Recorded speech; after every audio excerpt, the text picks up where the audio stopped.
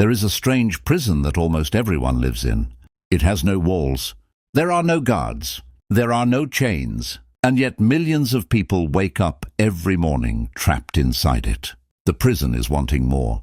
More money, more recognition, more followers, more possessions, a bigger house, a better car, more attention, more success, more approval. And the most dangerous part is this. The more you get, the more you can want. You achieve one goal and immediately another appears. You buy something you've wanted for months and soon it becomes normal. You reach a financial milestone and suddenly the next milestone becomes necessary. You receive recognition and then you become afraid of losing it. You keep climbing, but you never arrive. This is precisely the problem the Stoics understood thousands of years ago. They didn't teach that wealth was evil. They didn't teach that ambition was wrong. They didn't tell people to become weak, lazy, or unsuccessful. They taught something much more powerful. Learn to be satisfied with less so that you are never controlled by your desires. Seneca wrote about the importance of reducing our dependence on external things. Epictetus taught that freedom comes from mastering our desires rather than allowing our desires to master us. Marcus Aurelius repeatedly reminded himself that a human being can live simply and remain content with what is necessary. The Stoic goal isn't poverty. The Stoic goal is freedom. Because if you need very little to be satisfied, very little can control you. And that is today's lesson. How do you train yourself to want less? How do you break the habit of constantly needing more? How do you become ambitious without becoming greedy? How do you enjoy wealth without becoming dependent upon it? And how do you build a life where your happiness doesn't require the world to constantly give you something new? Let's begin. Chapter 1. Understand the difference between need and want. The first step toward wanting less is understanding something extremely simple. You do not need most of what you want. Think about your average day. How many things do you actually need? Food, water, shelter, clothing, sleep, health, meaningful relationships, purpose, some degree of security, and the ability to live according to your values. Now compare that with everything your mind tells you that you need. I need a newer phone. I need better clothes. I need more money. I need people to respect me. I need to be ahead of everyone. I need that car. I need more followers. I need a bigger house. I need people to recognize my success. Notice something. The word need has become incredibly cheap. We use it for everything. But Stoicism asks you to become precise. Is it truly a need, or is it simply a preference? There is nothing wrong with preferring a better car. There is nothing wrong with wanting more money. There is nothing wrong with enjoying luxury. The problem begins when preference becomes psychological dependence. You don't merely prefer something. You believe you cannot be okay without it. That is where desire becomes a chain. Train yourself to say, I would enjoy having this, instead of, I must have this. That small change creates enormous freedom. Chapter 2. Your desires can become infinite. One of the greatest dangers in modern life is that desire has no natural stopping point. If you have $1,000, you can want 10,000. If you have 10,000, you can want 100,000. If you have 100,000, you can want 1 million. And after the million, perhaps 10 million. There is nothing wrong with financial growth. But notice the psychological pattern. The number changes, but the hunger remains.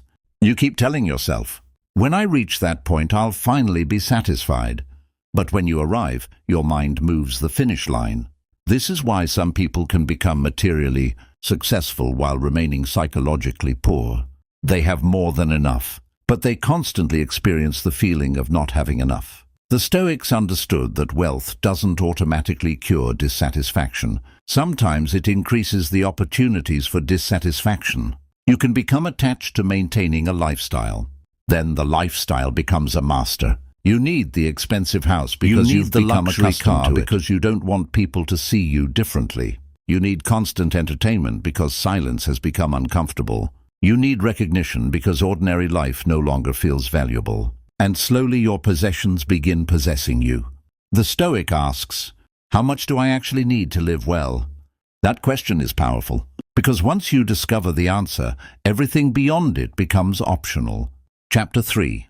Practice voluntary simplicity. One of the most practical ways to train yourself to want less is to occasionally choose less, not because you are unable to afford more, but because you want to prove that you can live without it.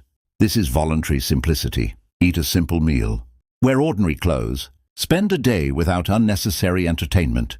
Take a walk instead of spending money. Use what you already own. Spend time without purchasing anything. The purpose isn't deprivation. The purpose is training. You are teaching your mind, I can be comfortable without constant consumption. Imagine someone who has never experienced discomfort. A small inconvenience can feel like a catastrophe, but someone who deliberately practices simplicity becomes resilient. This is why the Stoics sometimes recommended imagining the loss of things we take for granted, not to become pessimistic, but to develop appreciation. When you deliberately experience less, you discover that your happiness was never as dependent upon consumption as you believed. And something interesting happens. The ordinary begins to feel extraordinary. A simple meal tastes better. A quiet morning becomes valuable. A conversation becomes meaningful. A walk becomes enjoyable. You stop needing stimulation every second. You begin to appreciate what is already there. Chapter 4. Stop using other people as your measuring stick. One of the fastest ways to become dissatisfied is comparison. You can be perfectly happy with your life until you see someone else's life. You have a good car. Then you see someone driving a better one. You have a comfortable home. Then you see someone's mansion. You feel successful. Then you discover someone younger who has achieved more. And suddenly your life feels inadequate. This is artificial poverty. You didn't lose anything. Your circumstances didn't become worse. Your perception changed. The Stoic response is simple. Stop measuring your life against someone else's possessions. There will always be someone richer, someone more attractive, someone more famous, someone more successful, someone younger, someone stronger, someone more admired. If your peace depends on being ahead of everyone else, peace will always be unstable, because there is no position at the top that guarantees permanent superiority. Instead, compare yourself with yourself. Are you wiser than you were? More disciplined? More courageous? More financially responsible? More patient? That is a meaningful competition. The Stoic doesn't ask, "Do I have more than him?" He asks, "Am I becoming better than I was?" Chapter 5. Learn to enjoy without possessing. Modern culture often teaches us, if you like something, buy it. If you enjoy something, own it. If you admire something, acquire it. But this isn't always necessary. You can enjoy beautiful architecture without owning the building.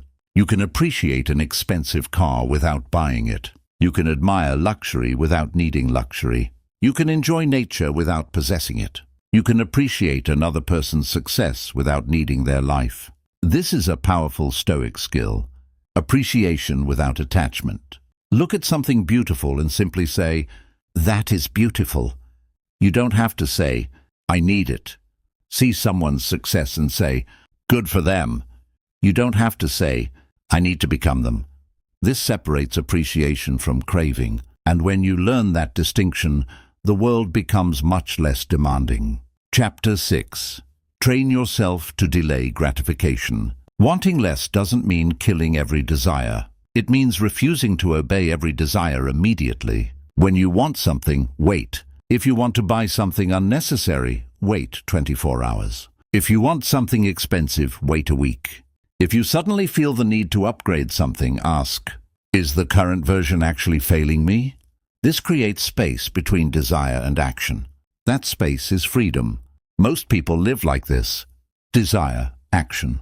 Stoicism teaches desire, reflection, decision. That middle step changes everything. You begin to realize that many desires disappear if you simply refuse to feed them. You wanted it yesterday. Today you don't care. That means the desire wasn't a necessity. It was an impulse. And every time you successfully resist an unnecessary impulse, you strengthen your self-command. Chapter 7. Practice gratitude without becoming complacent. Some people misunderstand gratitude. They think, if I'm grateful, I shouldn't want to improve. That's not Stoicism. You can be grateful for what you have while working towards something better. The key is this: don't make your future happiness dependent upon future achievements. You can pursue wealth while appreciating what you already possess. You can pursue success while respecting your current progress. You can seek improvement without declaring your present life worthless. Say, "I want more, but I don't need more to be whole." That is a powerful mindset. Greed says, "I can never have enough." There is a difference. The first creates growth. The second creates slavery. Chapter 8. Reduce your exposure to manufactured desire. Think carefully about how modern desire is created. You open your phone. Someone shows you a luxury lifestyle. You scroll. Someone shows you a new car. You scroll again. A new fashion trend. A new restaurant. A new gadget. A new destination. A new status symbol. Your brain receives hundreds of messages telling you your current life isn't enough. You must understand this. Not every desire you experience originated inside you. Some desires were planted. You were taught what to want. You were shown what success supposedly looks like. You were told what happiness requires. Stoicism asks you to become intellectually independent. Before buying something, ask, "Did I decide that I wanted this, or was I taught to want it?" That question alone can save you enormous amounts of money and mental energy. Chapter 9. Declutter your life. Look around your environment. How many things do you own that you rarely use? Clothes, devices, furniture, subscriptions, apps, accessories, old purchases. Things you bought because they looked appealing at the time. Physical clutter often reflects mental clutter. The more possessions you accumulate, the more things demand maintenance, attention, storage, and protection. This doesn't mean you need to become an extreme minimalist. It means you should become intentional. Ask yourself, does this possession add value to my life? If not, why keep it? Every unnecessary possession creates a small obligation, and freedom often comes from removing unnecessary obligations. Chapter 10. Master the art of enough. Perhaps the most important word in this entire lesson is enough. Enough is not a number. It is a judgment. You decide where enough is. Without that decision, your desires will decide for you. If you never define enough money, you can always chase more. If you never define enough possessions, you can always buy more. If you never define enough recognition, you can always seek more applause. If you never define enough success, you can spend your entire life proving yourself. But when you say, "This is enough for today," something changes. You stop running. You breathe. You appreciate. You regain control. Enough doesn't mean stopping forever. It means knowing when to stop consuming and start living. Chapter 11. Become rich in things money cannot buy. If you train yourself to want less materially, you create room for more meaningful things. More time, more attention, more relationships, more reading, more reflection, more health, more creativity, more service, more peace, more self-respect. This is the paradox of Stoicism. By reducing what you demand from life, you increase what you can appreciate from life. Imagine spending an entire evening with people you love without checking your phone. Imagine waking up without immediately reaching for social media. Imagine eating without watching something. Imagine walking without needing headphones. Imagine sitting quietly with your own thoughts. At first, it may feel uncomfortable, but eventually you rediscover something modern life has almost forgotten. You don't need constant stimulation to be alive. Chapter 12. Want less, but live more. The final lesson is that wanting less isn't about shrinking your life. It's about removing the unnecessary demands that prevent you from fully experiencing it. You can still dream. You can still build businesses. You can still make money. You can still become wealthy. You can still pursue excellence. But don't confuse having goals with being enslaved by outcomes. Build wealth, but don't worship wealth. Seek success, but don't make success your identity. Enjoy luxury, but don't become dependent upon luxury. Receive praise, but don't require praise. Own possessions, but don't allow possessions to own you. The Stoic doesn't say, "I need nothing," The Stoic says, "I can live well with little." That is strength, because if you can live with little, you negotiate from strength. If you can walk away, you are harder to manipulate. If you don't need approval, criticism loses its power. If you don't need luxury, financial pressure loses its power. If you don't need constant entertainment, boredom loses its power. If you don't need everyone to admire you, rejection loses its power. And suddenly, you are free. Conclusion: the freedom of wanting less. So ask yourself tonight, what am I chasing that I don't actually need?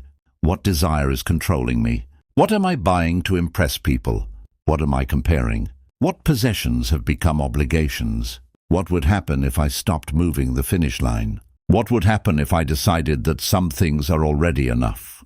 The answer may surprise you. You may discover that the life you have been desperately trying to escape from was already good.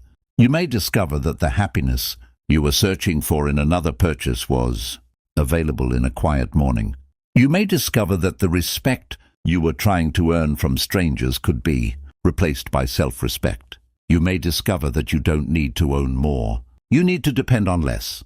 That is the heart of Stoic freedom. Train yourself to want less, not because you deserve less, but because you deserve something greater than endless wanting. You deserve independence. You deserve peace. You deserve self-command. And you deserve the ability to look at everything the world is offering you and calmly say, "I appreciate it, but I don't need it to be happy." Because the richest person is not necessarily the one who owns the most. Sometimes, the richest person is the one who has learned that he needs very little to live well.